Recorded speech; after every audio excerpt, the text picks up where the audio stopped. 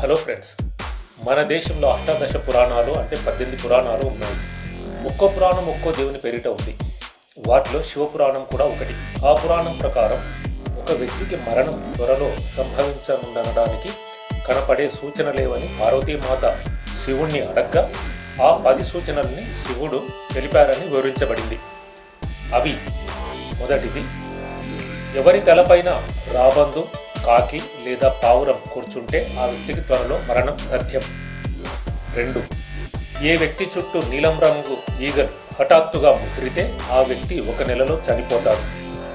3, ఏ వ్యక్తి అయినా తన ప్రతిబింబాన్ని అద్దంలో, నీటిలో లేదా నూనెలో చూడలేకపోతే అతను ఇంకా ఎక్కువ కాలం బ్రతకడని అర్థం.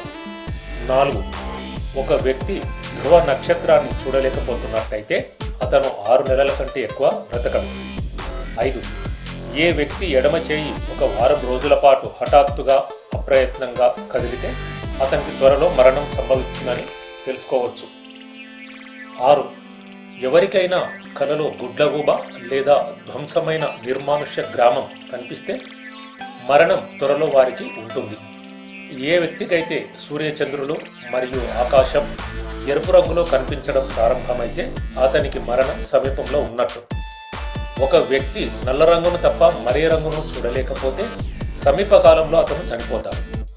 ఒక వ్యక్తి నాలుక హఠాత్తుగా ఉబ్బి దంతాల నుంచి చీము కారడం మొదలైతే ఆ వ్యక్తి మరణం ఆసన్నమైనట్టు.